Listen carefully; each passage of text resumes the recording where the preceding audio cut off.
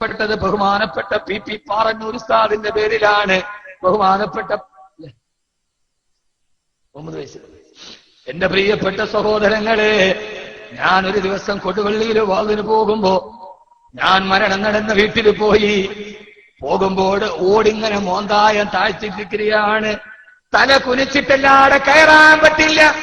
ആ സമയത്ത് ഞാൻ തല കുനിഞ്ഞകത്ത് കയറി. ആ കൊച്ചു വീടിന്റെ മൂലയിൽ ഒരു ചെറിയ തടിക്കട്ടില് കിടക്കുന്നുണ്ട്. ആ തടിക്കട്ടിലൊരു ബെഡ് പോലുമില്ലാതെ തണുപ്പായ വിരിച്ചൊരു തടിയുടെ കട്ടില്.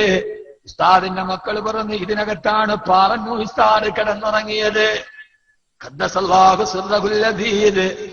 ആ മനുഷ്യന്റെ കയ്യിലായിരുന്നു സമസ്ത കേരള ജംഇയ്യത്തുൽ ഉലമാ എന്ന മഹാപ്രസ്ഥാനത്തിന്റെ താക്കോൽ ആ മനുഷ്യന്റെ കയ്യിലായിരുന്നു.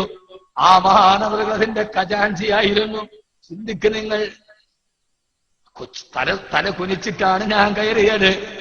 ആ എന്റെ കണ്ണുകൊണ്ട് കണ്ടതാണ്. വീടിന്റെ മൂലയിൽ ഒരു പലകക്കട്ടില്.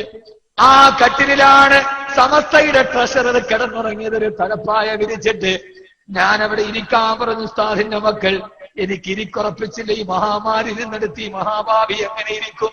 നിർബന്ധിച്ചിരുത്തിയപ്പോ എന്റെ തലയുടെ മുകളിൽ ഒരു പ്ലാസ്റ്റിക് കയറ് വന്ന് തട്ടി. എന്തെന്ന് നോക്കിയപ്പോ മോന്തായത്തിന്റെ കരിക്കോലൊരു പ്ലാസ്റ്റിക് കയറ് കെട്ടിയിട്ടിരിക്കുകയാ. മക്കള് പറഞ്ഞു, വാപ്പ മരിക്കുന്നത് വരെ ഇരുന്ന് നിസ്കരിച്ചിട്ടില്ല. ഈ പ്ലാസ്റ്റിക് കയറിൽ പിടിച്ച് തൂങ്ങിയിട്ടാണ് നിസ്കരിച്ചിട്ടുള്ളത്.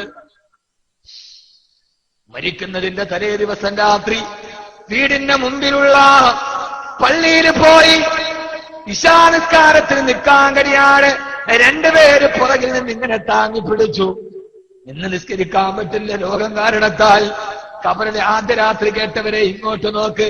മരിക്കുന്നതിന് മുമ്പ് ആ മനുഷ്യൻ ഇങ്ങനെ താങ്ങി പിടിച്ചു കഴിയുമ്പോ അശാ നിസ്കരിച്ചു.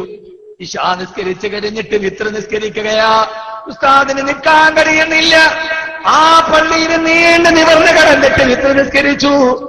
ആളുകളെ ചോദിച്ചു, ഉസ്താദെ തീരെ വയ്യല്ലോ, എന്തിനാ ഇങ്ങനെ കിടന്ന് പള്ളിയിൽ വന്ന് നിസ്കരിക്കുന്നത് എന്തിനാ? ആ കിടന്ന കിടപ്പിൽ പാറന്നൂർ ഉസ്താദ് പറഞ്ഞു, ഇന്നത്തെ രാത്രിയിലല്ലാതെ ഞാനിങ്ങനെ കിടന്ന് നിസ്കരിക്കുന്നതെന്നാണ്. നാളെ ഞാൻ പോവുകയല്ലേ.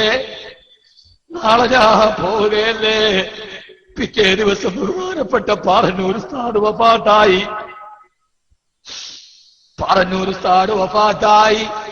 ഖബറിലെ ആദ്യ രാത്രിയുടെ തലേ രാത്രി പള്ളിയിൽ വന്ന് നിവർന്ന് കിടന്ന് നിസ്കരിച്ചിട്ടാണ് പാറന്നൂർ ഉസ്താദ് പോയത്.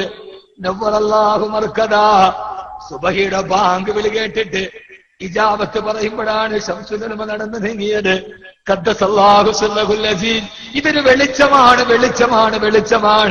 റബ്ബേ, ആ വെളിച്ചം ഞങ്ങൾക്ക് നൽകണേ അല്ലാഹ്.